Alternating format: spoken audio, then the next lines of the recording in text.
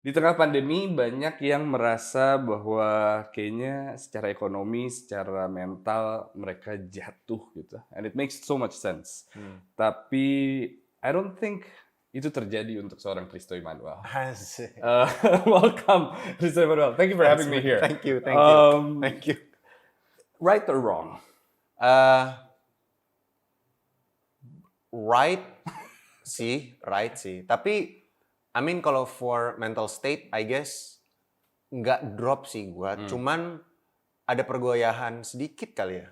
Karena lingkungannya sedang goyang juga. Iya gitu. Kayak dibilang baik-baik banget juga enggak. Cuman kayak dibandingkan orang lain sih iya banget. Maksudnya bukan dibandingkan semua orang, tapi kayak specific persons lah beberapa, iya jauh lebih baik. Sebelum kita ke sana gitu, I want to talk about this. Oke. Thank you for having me in your house. Yes, you're welcome. Sama juga gua, terima kasih sudah mengconsider gue untuk ikutan. Gue melihat banyak sekali perintilan gitu. Oke. Sedikit background, what's the inspiration? Stanley Kubrick kah? Of my house? Ya. Enggak juga sih. Jadi waktu itu gue pas bangun rumah ini BTW renovasi bukan bangun dari nol. But saat gue bangun rumah ini itu, gue tertarik banget sama konsep rumah mid-century modern. Oke. But then lama-lama istri gue terutama yang banyak influence kalau dia bilang rumah tuh jangan satu tema doang gitu. Akhirnya jadinya ya udah gue campurkan ada mid-century modern, terus ada a little bit of eclectic, terus juga ada Eclectic. modern retro. Okay. Eclectic itu kalau lu cari di Google itu warnanya tuh sangat vibrant gitu. Iya. Banyak yang vibrant gitu. Cuman kalau misalnya di rumah gue nggak mau terlalu semuanya eclectic karena capek juga sih gue melihat rumah eclectic, walaupun istri gue nggak melihat itu sebuah sesuatu yang melelahkan ya. Cuman kan kalau misalnya gue turuti banget eclectic, wow rumah saya jadi museum es krim di Singapura gitu. Kayak museum of noodle. Betul kan. Kebetulan kayak tempat selfie kalau Iya. di Bandung. But this is new, fairly new atau udah lama? Rumah gue? Yeah. New sih, bulan Maret ya. Maret lah, bulan Maret gue baru pindah. Rasanya gimana tuh? Masuk ke dalam. Surreal cuy. Is it? Surreal banget, karena I've been saving for this house dari gua masih pertengahan kuliah. Jadi gue punya mimpi waktu itu. Jadi gue punya investasi reksadana lah ya ibaratnya. Anjay. Walaupun yang gue masukkan uangnya di bawah UMR sekali waktu itu. Jadi gue tuh dulu naif lah, maksudnya income gue nggak seberapa, cuman gue pengen punya rumah di umur sekian gitu waktu itu. Terus tiba-tiba gue jadi ya, viral, and then jadi content creator, and then jadi director juga sempat, and then sempat jadi actor juga. Terus jadi income gue naik lah, puji Tuhannya. Terus gue bangun rumah ini tuh pas gue masuk, gue sampai nangis karena gue kayak, kenapa? Karena rumahnya dibedah. Bedah rumah gitu. Alhamdulillah, makasih Pak. Bukan. Karena sebuah impian yang gue gak nyangka gue bisa beneran dapetin. Karena waktu itu tuh gue kayak saat-saat gue awal-awal nabung buat rumah, kayak gue cuma bisa masukin sebulan 200.000. Siapa yang bisa beli rumah sebulan 200.000 tuh siapa gitu. Iya. Gitu. Jadi kayak saat gue bisa mendapatkan ini tuh gue kayak anjir, dulu gue nabung buat rumah 200.000 sebulan, terus gue bisa dapetin ini tuh kayak wah gila, aneh banget rasanya gitu. Seneng banget gitu. Wow. Itu I can't imagine the feeling, karena gue yang mungkin kita juga seumuran gitu. I haven't got my own house. I don't know what it feels like gitu. Cuman a purchase that you think you're gonna live forever in gitu. It takes decisions gitu. Yeah, exactly. Dan gue melihat yang bikin bangga adalah it comes from small contents sampai akhirnya lo bisa berperan di sesuatu yang lo sangat inginkan gitu. Film. Let's talk about childhood. Besar di Jakarta. Yes, besar di Jakarta. Besar di tempat banyak sih, banyak tempat, sorry. Oke, alasannya? Bokap gua itu sangat suka keluar dari zona nyaman, ibaratnya. Jadi dia mengambil pekerjaan-pekerjaan yang kayak, oh gua kalau di kantor A, kalau bisa pindah job desk, jadi supaya gue pindah keluar kota. Jadi gue sempat di Medan, pernah di Bali, di Balikpapan, pernah di Cikarang juga. Itu beda tempat juga ya? Cikarang sama Jakarta agak beda. Beda planet sih rasanya ya. Dekat apa? deket karena kalau keluar Bekasi, ke Bekasi kan ibaratnya beda planet. Betul. Nah, lu ke Cikarang tuh setelah Bekasi, beda universe bro. Jadi sebelum Multiverse of Madness, sorry banget, gue udah duluan Doctor Strange. Betul. Jadi kayak beda banget. Dan di Cikarang juga bahasanya beda karena campuran Korea, Jepang, dan Bekasi. Betul. Iya, jadi itu agak unik. Gadanta aseo, gitu kan? Gadanta aseo, gitu. Saya merasa orang bagian kata ada Korea. But, I used to think this way. Untuk orang yang pindah dari satu tempat ke tempat lainnya gitu, you create new friendship. At the end of the day, you're always in your room alone gitu. Lonely as a kid, meskipun lo 2 bersaudara kan? Ya, gue udah Were you bersaudara. lonely as a kid? I don't think lonely is the right word. Alone is the right word. Tapi kayak I don't feel lonely when I'm alone gitu. Karena gue maksudnya di rumah gue suka sendiri, tapi gue kalau misalnya ngobrol sama adik gue ngobrol banget. Cuman, nah gue tuh suka nggak relate sama orang-orang yang suka nongkrong. Kayak nongkrong yuk gitu. Gue tuh setiap kali di kuliah kayak, ya gue habis dari Bandung nih sama temen-temen gitu. Oh iya gue habis dari Puncak nih sama temen-temen nongkrong bareng-bareng ke Puncak. Terus gue kayak, gue tiba-tiba merenung gue, anjing gue kalau misalnya ngajak ke Puncak, ngajak siapa gitu. Gue nggak punya temen tongkrongan yang fix gitu. Karena perpindahan itu. Iya kali ya, not necessarily sih. Gue juga nggak tahu ya. Gue tuh tipe yang kayak misalnya anak nongkrong A, gue ikut ayo. I see. B nongkrong ikut ayo. Iya. Cuman saat mereka ke Puncak, gue nggak diajak. B ke Bandung, gue nggak diajak gitu. Lo seperti lo seperti cherry di atas kue. Iya betul. Nggak ada pun nggak apa-apa. Ya nggak ada juga nggak apa-apa. Kalau ada ya udah. Ya gitu. bagus gitu. So I hear these stories. Lo besar dengan referensi Indovision.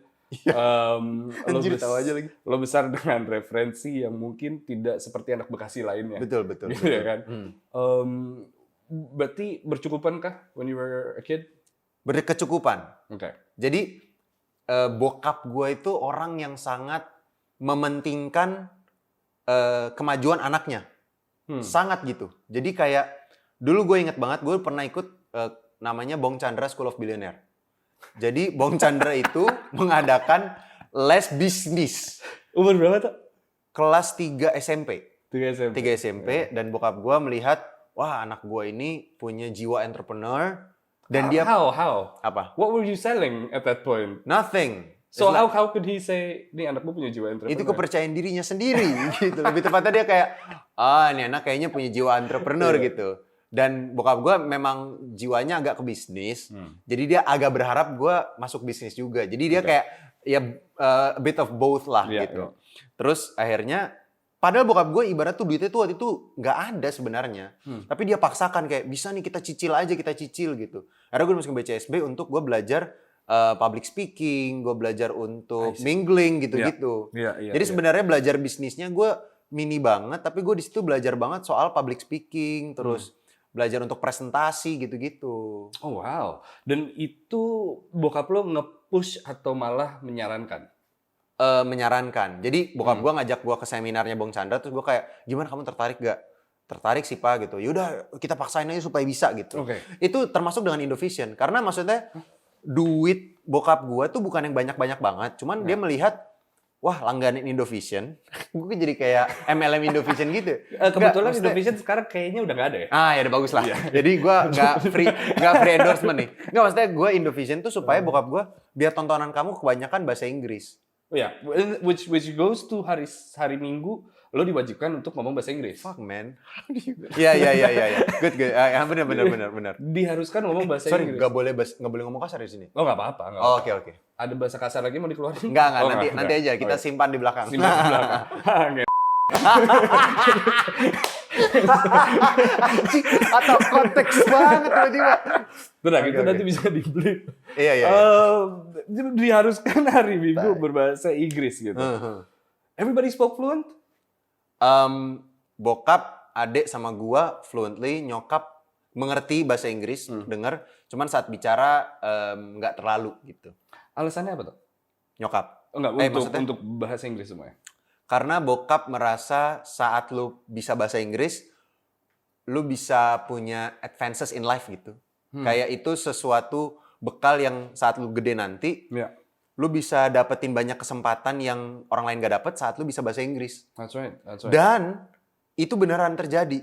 Jadi waktu gua kuliah, gua kan magang, harus wajib magang waktu itu. Yeah. Terus gue magang di salah satu perusahaan yang mengurus beberapa film festival di dunia. Perusahaan Denmark itu. Dan salah satu requirements-nya adalah bisa bahasa Inggris, jago bahasa Inggris. Dan gara-gara itu gue masuk perusahaan itu dan Wow. maksudnya untuk anak baru lulus kuliah, masuk perusahaan yang gajinya gaji Denmark tuh surreal banget kayak, hah anjir segini gitu, aneh banget. Dan itu ditanam gara-gara dia bokap lu nyuruh bahasa Inggris. Iya, Lu nggak les atau apa? thanks Indovision. Enggak. Apa? Lu nggak les nggak apa? Enggak. Jadi gue pernah les dulu pas SD sih sempet bahasa Inggris tapi habis itu udah. Correct me if I'm wrong. Lu juga bilang bahwa lu nonton film 3 kali untuk Iya. memahami bahasa Inggris. Exactly. Satu pakai subtitle. Satu pakai subtitle, terus Indo, kedua pakai subtitle bahasa Inggris, gue tonton ulang lagi tanpa subtitle. Is that where impressions come from? Yes and no. Oke. Karena banyak juga yang impressions-nya muncul karena saya tidak punya tongkrongan. Jadi saya bangun tongkrongan sendiri dengan karakter-karakter yang saya bangun. Yang ada di kepala. Iya.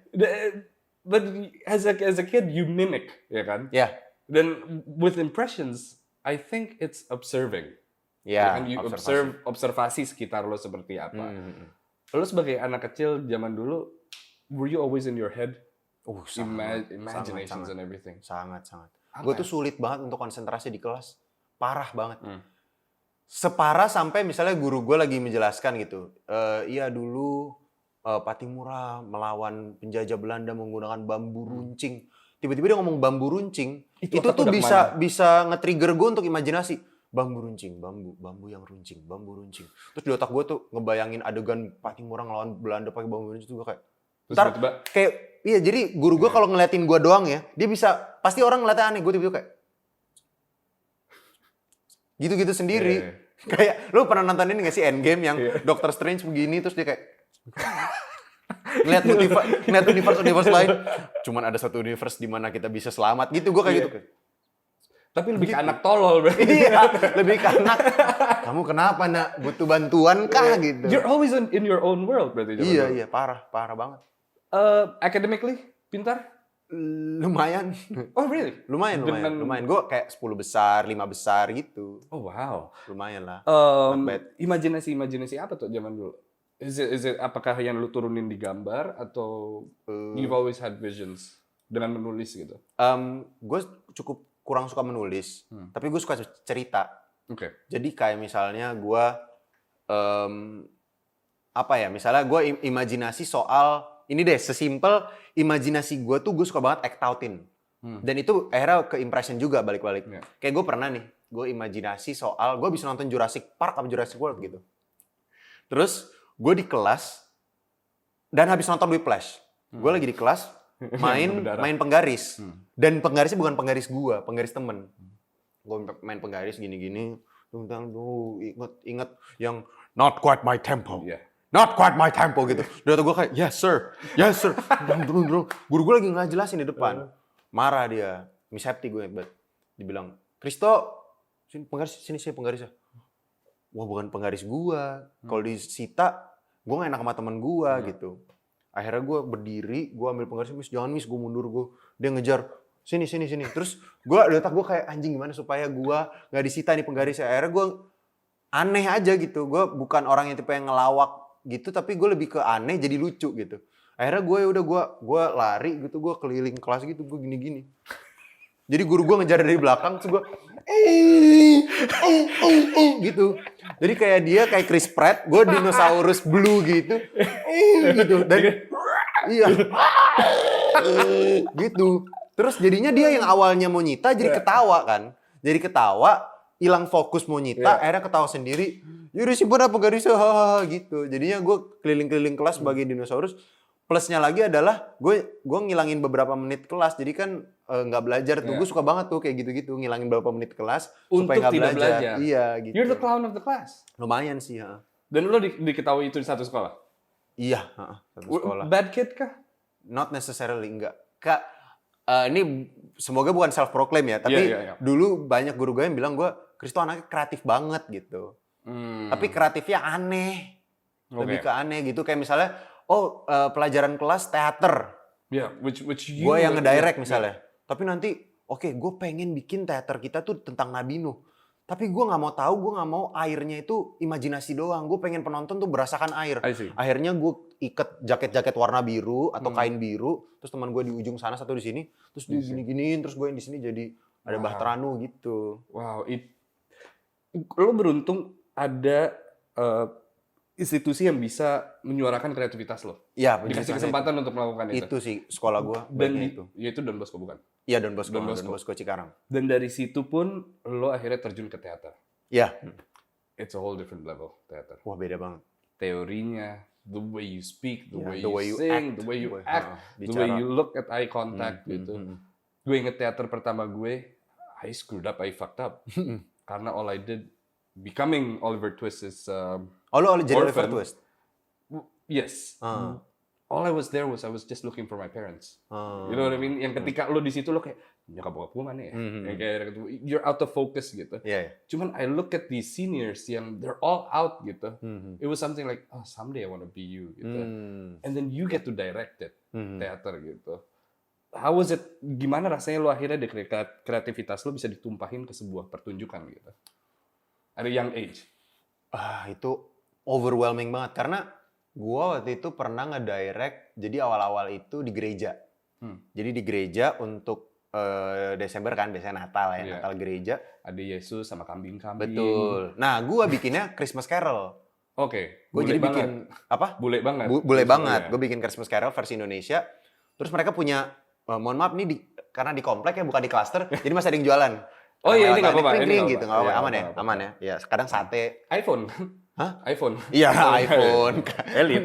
Kadang lewatin jual-jual Hyundai gitu. Jual mobil dijual. Kadang rumah, klaster juga dijual. Komplek gue SLR.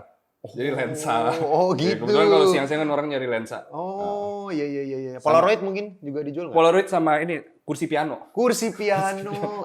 Aneh banget. Kenapa jualan kursi piano? Spesifik ya? Spesifik ya. Sama catur pantai yang gede-gede. Catur pantai.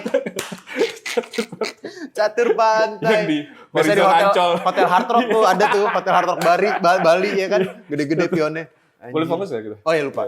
Tadi kita lagi ngomongin apa? This is your ADHD kami. Oh ya. Ini ya ditembak banget ya. Tapi gue belum loh. Gue pengen ke psikolog untuk ngecek gue ADHD atau enggak, karena gue merasa kayaknya iya gitu. Gue dari dulu, well this is out of context again, jumping from the conversation. Gue selalu dikatain dari dulu, you have ADHD. Karena I can't focus. Iya. Cuman itu kayaknya jadi di otak gue kayak gue makin parah nih kalau lo gituin. Cuman I don't know. Anyway, what were you talking about? Gue juga lupa lagi. Teater. Jadi saat itu gue kayak, dapat budget, dikasih boleh bebas konsepnya. It was gimana ya? Selama ini gue bikin teater cuma di sekolah doang yang ya udah kita propsnya cari dari rumah masing-masing. Tiba-tiba bisa bangun set, gue bisa main lighting, terus gue bisa bikin properti. Walaupun waktu itu propertinya banyak kan dari kardus ya. Gue bikin ini. Jadi untuk The Ghost of Christmas Future waktu itu, gue bikin puppet tingginya mungkin 2-2,5 meter, pakai pipa paralon, kepalanya tuh dari kardus tapi bisa ditarik tali gitu. Jadi dia kayak mama gitu. Jadi ada satu yang pegang jadi kepala, ada yang jadi tangan kiri dan jadi tangan kanan. Terus jadi kayak kita koordinasi bareng gitu. Nah, itu gue yang ngedirect kayak, dia nanti ngomong gini gitu. Ntar di belakang ada yang jadi suaranya gitu. That's your happiest place di umur itu. Wah, parah banget. Itu tuh kayak mungkin kasarnya ya, orang yang addicted to narkoba dikasih narkoba mulu gitu setiap sampai hari. Sekarang akhirnya lo narkoba. I mean, correct me if I'm wrong. Itu betul. Cuma maksudnya amit-amit. BNN itu barusan bercanda. Jangan dimasukin DPO ya. Sorry. Enggak. Soalnya setiap one-on-one kemarin kan Tora Sudiro pernah. Jeffrey Nicole, Ardhito Pramono. Aduh. Gue kira, sorry. Semoga bukan gara-gara ini setelah ini gue ditangkap ya. Enggak ada bener. Cek rumah gue. Enggak di akuarium, enggak disebut di akuarium, enggak. From there, teater, you fell in love. you thought about that. You played Les Miserables juga kan? Aku bisa tahu sih, iya bener. Afterwards, which is a difficult theater. Wah, susah. It's a difficult theater. Itu latihan setahun. It's also Latin kan. Mm-hmm. And it goes on and on.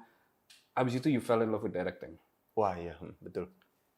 Orang biasanya mikir bahwa I want to be in the front page, you know? I want to be on the spotlight. Gue mau jadi aktor gitu. Tapi lu mikirnya directing. What was that? Sebenarnya gue sempat juga berpikir pengen jadi aktor. Oke. Sempat gue berpikir jadi aktor, cuman bokap pun agak kurang setuju gue jadi aktor. Karena image aktor pada tahun 2010-an waktu itu adalah seks, narkoba, perceraian, terus ya gitu-gitu. Terus kayak banyak aktor yang kayak setelah famous hilang, wah income-nya jadi hancur gitu. Jadi lumayan anti lah saat itu gitu. Jadi bokap tuh nge-shift juga kayak kamu nggak mau jadi director aja gitu. Terus gue awalnya kayak nggak pengen jadi aktor gitu. Tapi setelah lama-lama ya itu karena teater juga gue makin merasa kayak gue suka banget jadi director gitu. Jadi pas gue SMA pun gue bikin film pendek, gue sebagai direkturnya. Dan sama gue tuh kayak anak yang nggak punya modal tapi pengen bikin film yang ambisius. Gue waktu itu bikin film kayak Avengers gitu cuy pas SMA. Bikin superhero tapi After Effect anjir. Satu-satu frame per frame gitu. Iya, terus kayak ada misalnya adegan terbang.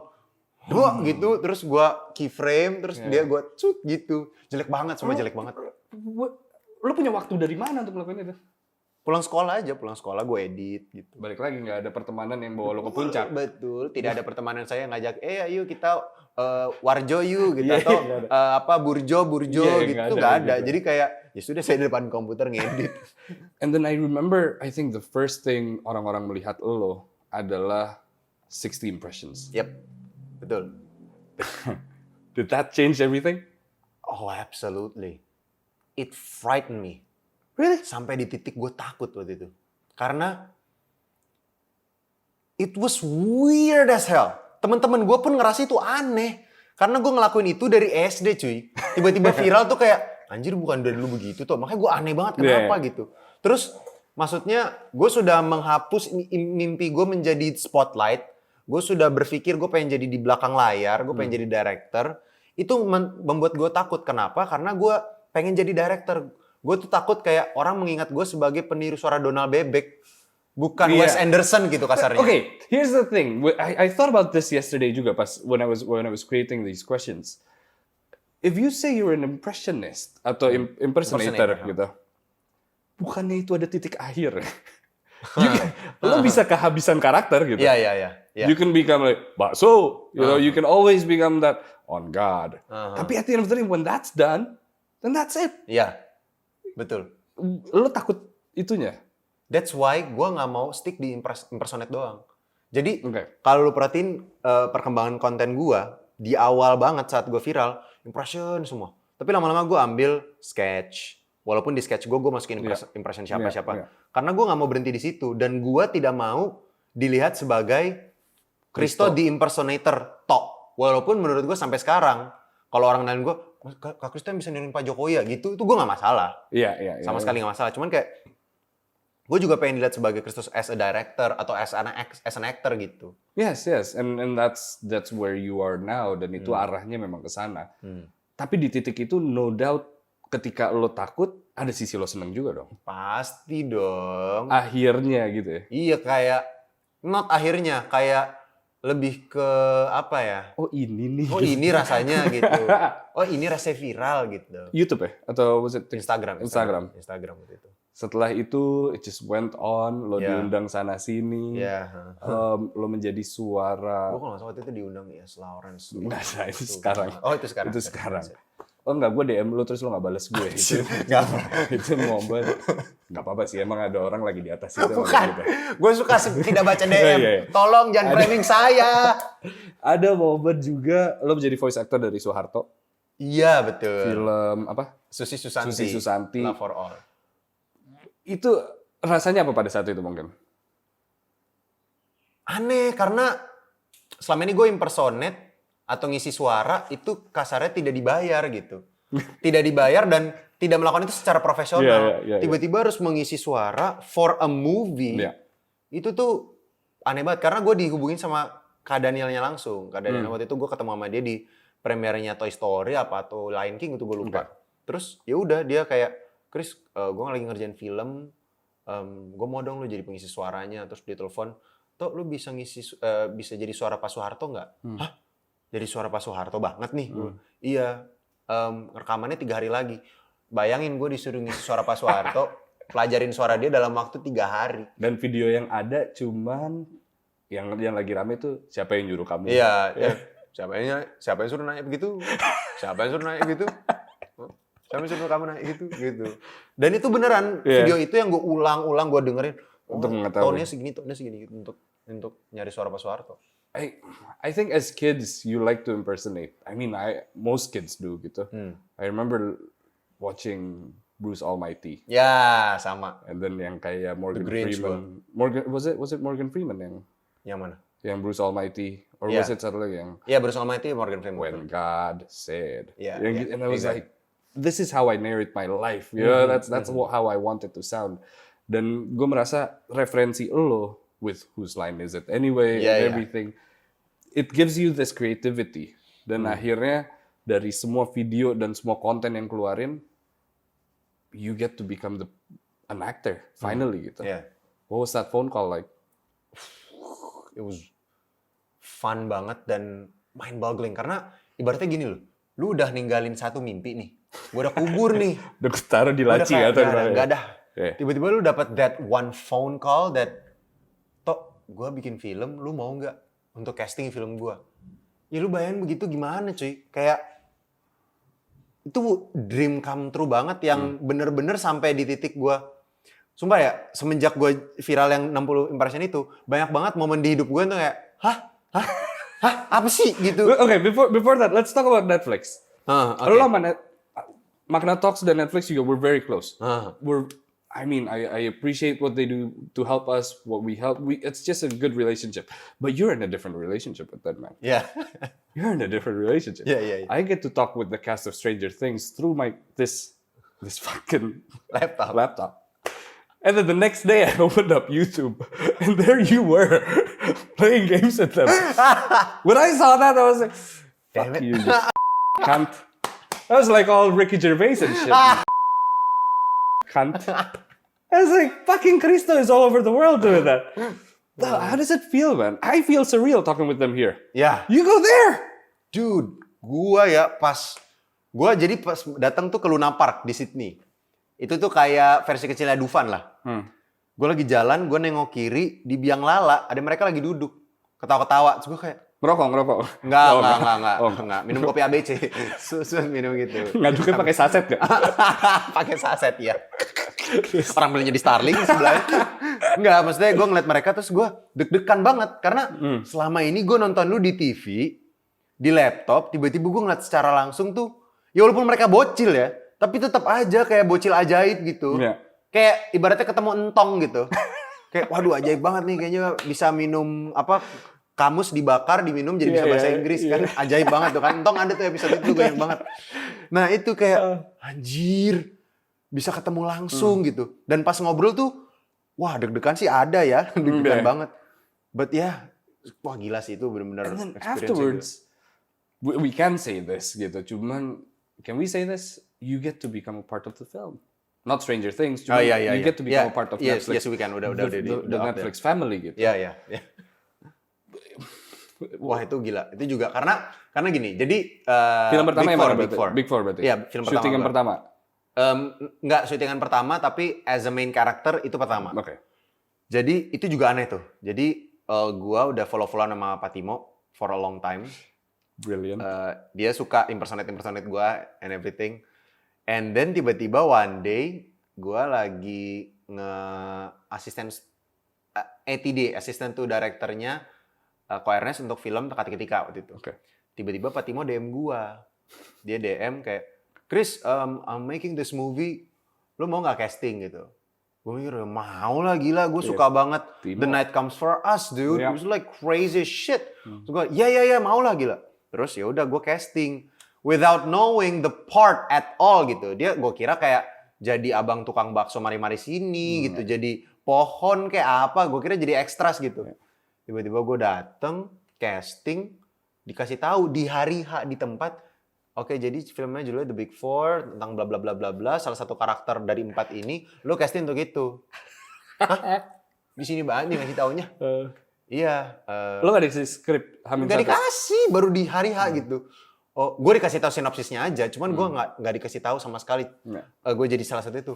Tiba-tiba di situ, terus ditanya, lo bisa do aksen orang orang Timur. Indonesia Timur nggak gitu. Untungnya gue memang orang Ambon kan, jadi gue bisa gitu. Jadi kayak itu semua dijadikan di satu part casting gitu. Gue kaget gitu. Wow. And then gue udah yakin banget tuh hari itu, gue nggak dapet sih fix. Baru tahu hari itu, gue merasa tidak pede. Tiba-tiba disuruh aksen Indonesia Timur, kayaknya nggak dapet. Maksudnya Dan gue lihat sejarah lo filmnya belum begitu banyak. iya, bukan begitu banyak, belum ada. Belum ada. Iya. Terus kayak enggak sih. Terus dapet. Gue senangnya bukan main gue. Sampai wah gila, gue seneng banget pokoknya hari itu pas gue tahu gue dapet itu tuh, dan gue tahu dapetnya tahu nggak dari mana. Jadi gue nggak tahu gue dapet. Gue nanya ke manajer gue dapet nggak sih? Dapet nggak sih? Tiba-tiba Nggak tahu berdarah. nggak tahu nih toh. Tiba-tiba Pak Timo upload foto gue di Instagram dia. Gue taunya barengan sama netizen. Tidak dispesialkan saya. Gue taunya barengan sama netizen. Oh, gue dapet gitu. That's making any sense. Yeah, exactly. Itu udah ngobrol tentang perannya, syutingnya, hari apa aja gitu-gitu udah. Belum. Gue belum tahu dapat apa enggak. Terus kalau lu nggak bisa dengan jadwal syuting dan harga, ya kalau harga bodo amat. Iya, Lu main di Timo gitu ya kan. Makanya gue kayak, oh udah diupload. Ya sudah, semua jadwal saya kosongkan. Walaupun memang saat itu lagi kosong ya. cuman ya udah gitu. And there it is, the Big Four. And there it is, the Big Four. Day one, how was it? Sate. Oh, ini sate. Dan FYI, satenya bukan sate ayam. Sate apa? Sate babi. Sumpah Serius? demi Tuhan. Sate Serius? babi, lu beli sate babi. Wow, dia nggak mungkin nih jualan sampai Cilegon. Nah, itu benar. Aduh. Sorry. Iya, it's okay. Hari pertama syuting. Hari pertama syuting itu deg-degan banget. Dan lu melihat semua equipment that you imagine all But this sorry, time. if I hear Timo, I wouldn't think comedy. Sama. Gue juga aneh. I would think drama, I would think blood. Iya. Ya tetap ada, mesti Iya. tembak-tembakan, blood segala macamnya di film Timo as usual ya. Cuman komedi tuh kayak Timo komedi gitu. And then with cameras and everything, day one, what do you Day one gue kayak nervous banget karena I'm playing with Putri freaking Marino, dude. Yeah. Like the Fucking- star Putri Marino and Abimana Gundala, Pak. Saat itu gue kayak wah gila. Jadi it was nerve-wracking, tapi the cast was so nice to me. Mas Abi tuh udah kayak bapak gue di set. Pak Timo juga udah kayak, jadi gue kayak punya two gay dads gitu. Bapak satu dan bapak dua Iya, gitu kan. iya. Dan mereka tuh sangat nurturing gue banget. Kayak, Kristo hati-hati, ini kan film action, jadi be careful, jangan sampai jatuh, jangan sampai kecelakaan gitu-gitu. Jadi it was really fun lah pokoknya.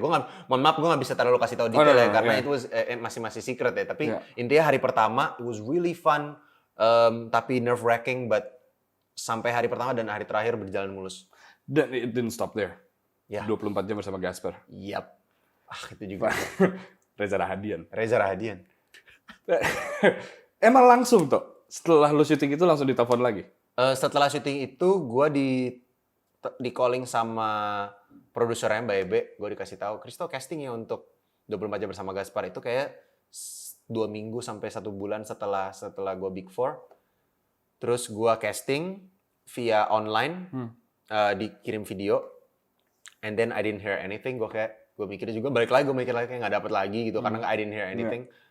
Terus akhirnya gue ngobrol sama sutradaranya Mas Anggi, yang which was my dosen dulunya. Oh really? Dosen gue dulu di UMN. Terus dia kasih tahu, oke, karakter gue pengen lebih kayak gini. Terus gue offline casting.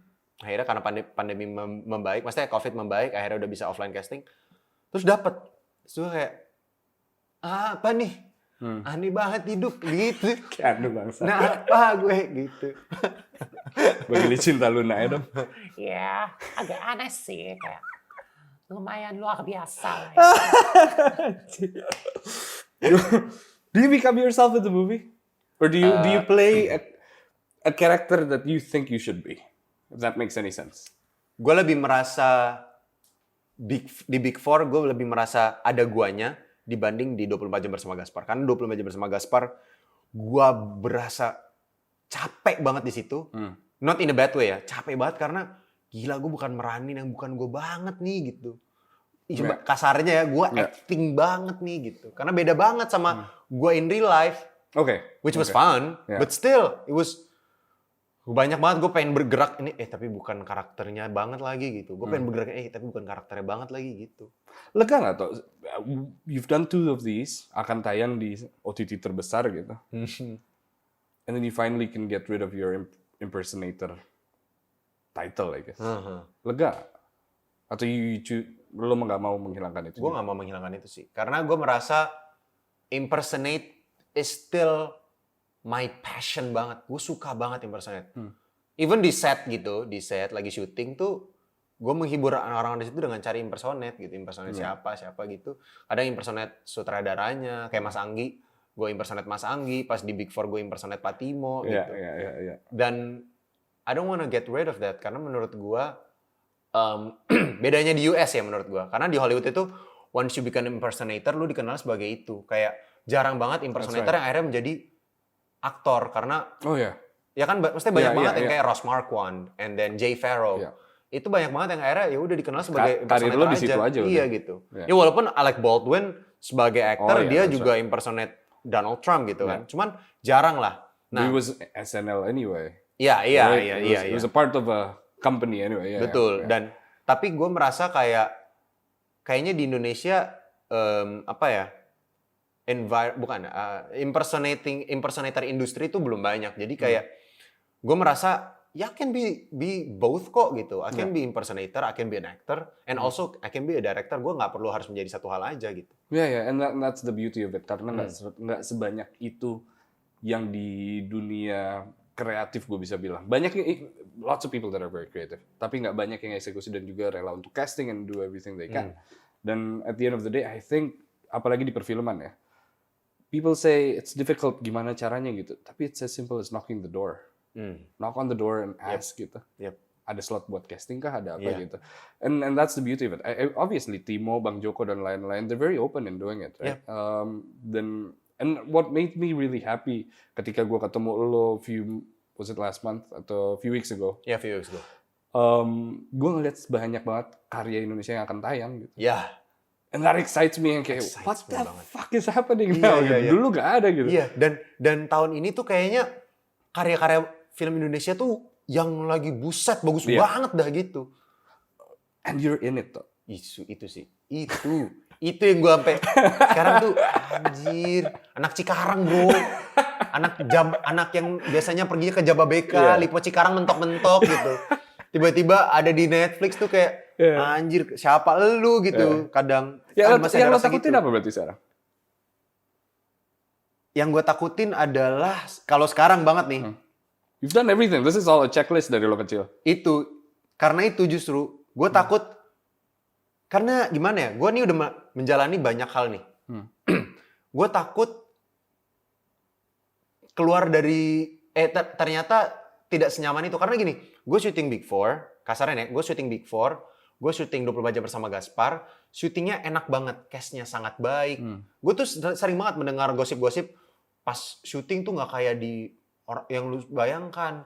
Kadang suka ada berantem antar kru, berantem sama casting kayak antar cast. Gue nggak merasakan itu gitu. Gue setelah syuting sama 24 jam bersama Gaspar, gue masih main sama Mas Reza sampai sekarang. Setelah Big Four, gue nongkrong juga sama Putri Marino gitu.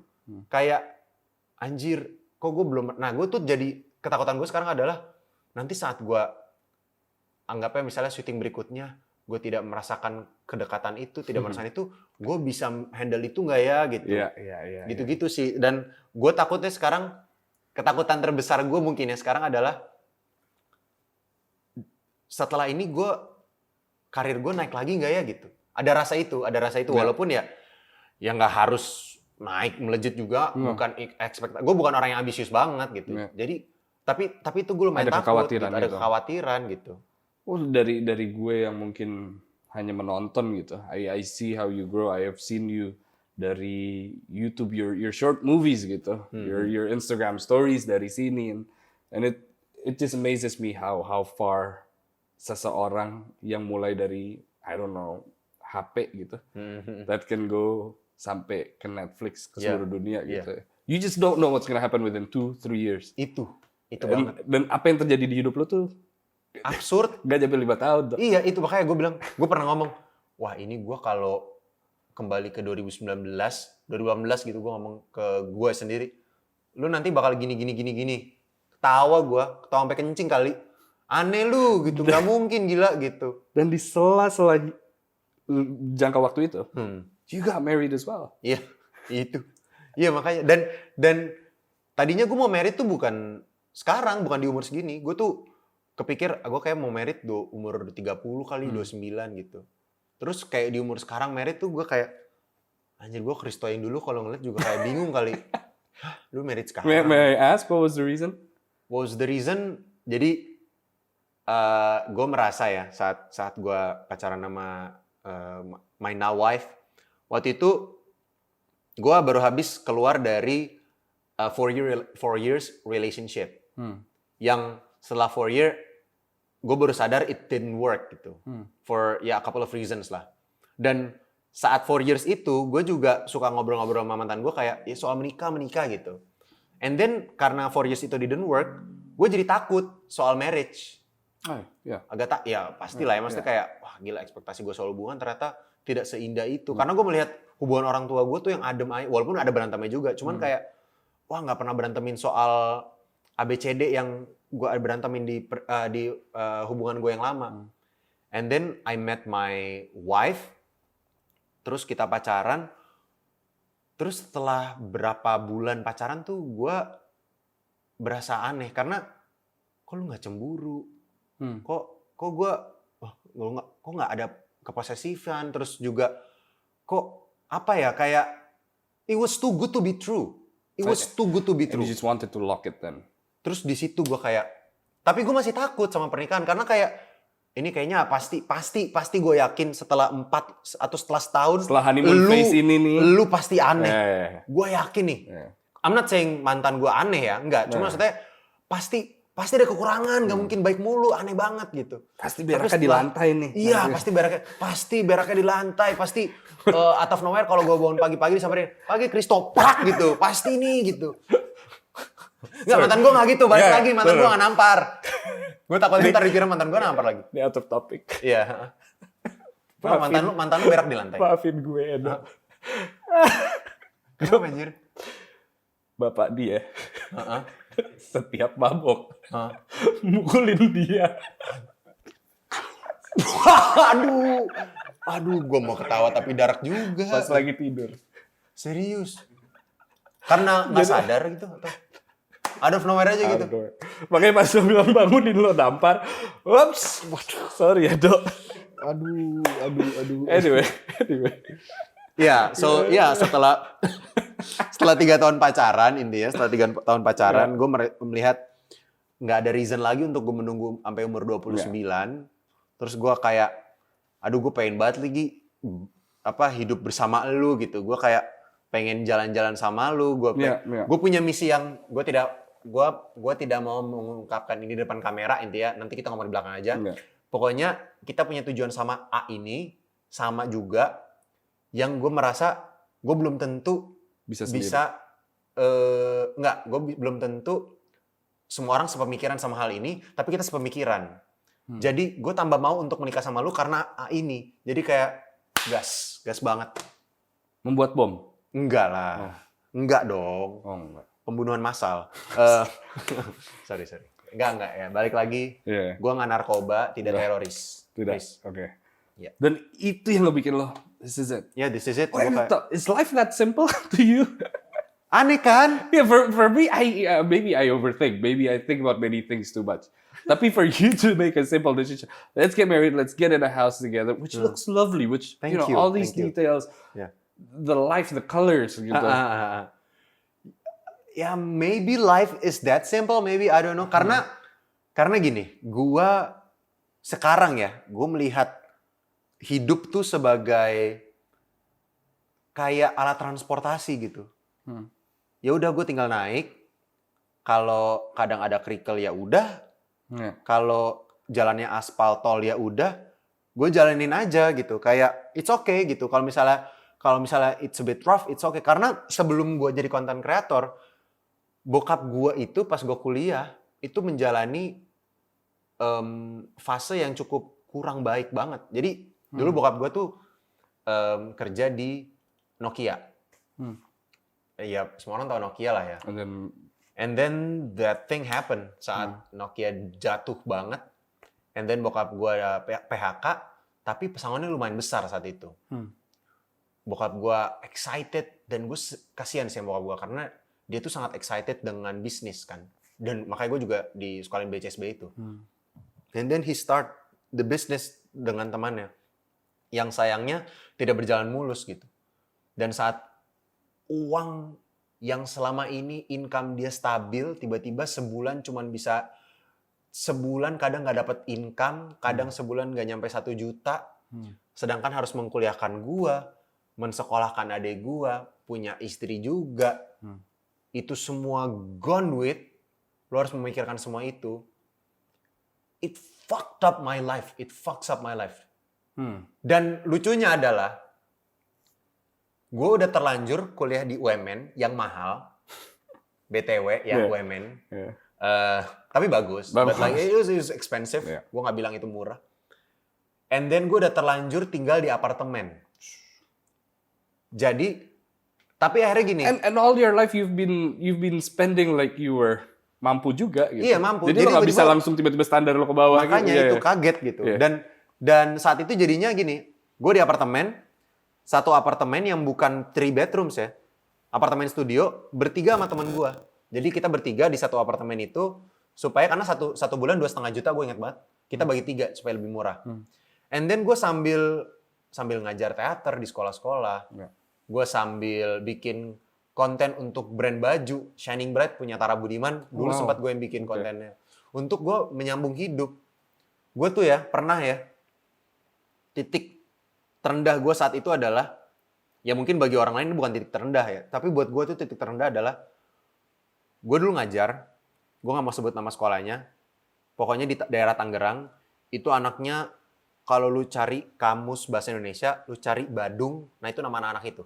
Definisinya nama anak-anak itu. Karena itu definisi Badung sebadung-badungnya. Gue ngajar pelajaran teater. Dari pagi sampai siang. Gue udah sampai di titik stressful, men. Karena gue ngajar tuh bener-bener masuk kuping kiri, keluar di semua lubang yang ada di tubuh anak-anak itu. Bukan keluar, masuk kuping kiri, keluar kuping kanan lagi. Semua udah nggak didengerin banget. Gue udah stres di situ. Gue pergi ke sekolah itu naik motor punya temen gue, bukan punya gue. Karena gue gak punya motor, gue pinjem. Dan itu perjalanan mungkin naik motor 1,5 jam. Pulang, gue ditilang. Dan motornya bukan motor gue. STNK-nya ditahan. Dan hujan. Ya. Dan enggak, sebelum abis ketilang, ya biasalah masyarakat. Kan masyarakat banget nih gue tipe yang kayak, Pak, boleh dong gitu. Itu pun gak bisa. Karena gue bahkan gak ada duit untuk itu gitu. Gak ada cash gue bahkan untuk kayak begitu. Jadi kayak ya udah gue ambil tilangnya, and then hujan, and then gue sampai di apartemen, gue harus kasih tahu ke teman gue kalau mau STNK-nya ditahan dan gue harus bertanggung jawab sama itu. Dan bahkan gue gak ada duit untuk nebus itu. Gue harus mikirin lagi gimana caranya. Gue nangis. Gue kayak gila, gue harus begini banget. Dan saat itu tuh gue yang kayak maksimal pengeluaran gue tuh sehari 10.000, gak bisa lebih. Kalau lebih, ya gue bisa nggak lanjut, ya, susah lah untuk lanjut kuliah gitu. Jadi kayak fuck up my life. Karena, dan itu aneh banget karena hidup gue lagi rendah-rendahnya, lagi miskin-miskinnya saat itu, tapi gue tinggal di apartemen, kayak aneh banget gitu loh. Kayak mau bilang, wah gue lagi miskin banget, tapi lah lu balik ke apartemen gitu. Jadi mau bilang miskin juga, kok nggak nyambung gitu. Lifestyle lo, iya. Jadi kayak, aduh itu. Jadi setelah itu, pokoknya itu titik rendah gue setelah itu, and then gue jadi akhirnya bokap gue kerja lagi, akhirnya income membaik segala macam, oke, and then gue jadi content creator segala macam. Jadi sekarang tuh setiap gue ada masalah di kehidupan tuh jadi lebih ke gue suka nginget hari itu lagi. Gue kayak enggak sih.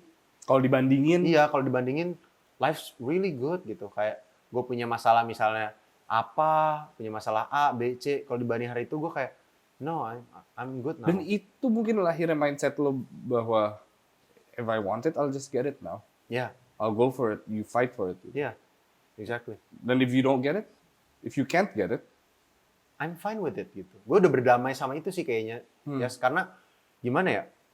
Gue balik lagi, gue bukan orang yang sangat ambisius. Jadi saat gue tidak mendapatkan sesuatu, gue tuh gini, gue punya ya kasarnya mungkin mestakung lah ya orang bilang. Karena gue percaya saat gue tidak mendapatkan A, Tuhan sudah menyiapkan B untuk gue, gitu. Dan baru banget terjadi. Intinya waktu itu gue casting untuk peran A, yang akhirnya gue nggak dapatkan. Padahal gue pengen banget peran itu. Tapi saat gue nggak dapat, gue nggak kecewa. Karena yang mendapatkan orang yang menurut gue juga pantas banget mendapatkan itu. Yeah. Tapi gara-gara gue nggak dapet itu, gue mendapatkan project. Gue udah boleh ngomong belum ya? Kayaknya boleh sih. I'm going to play in a musical. oh wow. Yang gue sangat-sangat pengen banget. Jadi kayak, gue udah lama banget nggak teater kan, karena pandemi segala macam. Terus kan gue musical, teater, live. I've been wanting to do this for years. Udah lama banget gue nggak teater lagi. And then gue mendapatkan itu, jadinya gue kayak, man, kayak You don't know what you're gonna get. Iya, itu yang maksud gue.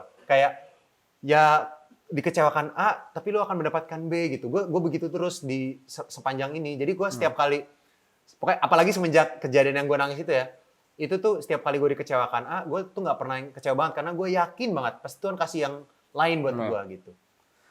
And you're just starting though. Ya, And this is such a damn good start. ya. Right?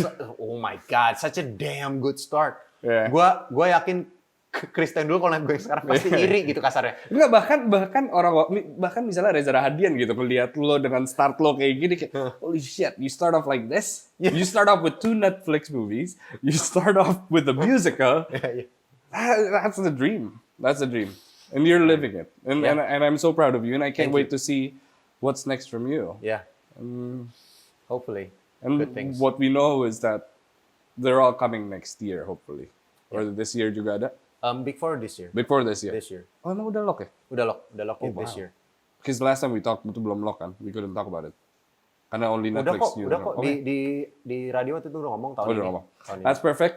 And anything else you wanna add, man? Apa ya? Anything else I wanna add? Mungkin semoga nggak klise ya, tapi gue merasa banyak Kristo kuliah, Kristo SMA di luar sana yang sedang merasa naif-naifnya, sedang merasa gila-gilanya kayak, ih gue punya mimpi ini, aneh banget, nggak mungkin lah gitu. Nggak ada salahnya untuk, gini, gue tidak pernah merasa mengejar mimpi dan saat gagal itu sakit. Karena gue yakin saat lu mengejar mimpi dan lu gagal itu adalah pelajaran. Jadi semoga kalau lu yang sedang mengejar mimpi lu di luar sana, lu lagi nonton ini, please go for it aja sih. Selama lu percaya sama mimpi lu, go for it. Dan saat gagal, jadikan itu pelajaran. Karena gue banyak banget mimpi-mimpi yang gue kejar gagal. Dan setiap gagal tuh gue jadikan pelajaran, dan buktinya, ya di kasus gue ya, di kasus gue ya, itu gue menjalani mimpi gue yang gue bahkan udah gue kubur, ada mimpi yang gue kejar saat gue kuliah, sudah gue jalani juga kemarin. Kayak misal gue bikin pensi Netflix waktu itu gue ngedirect, itu juga itu mimpi gue bisa ngedirect musical pendek gitu, dan itu gue bisa jalani. Jadi kayak, dude, go for it man, go for it.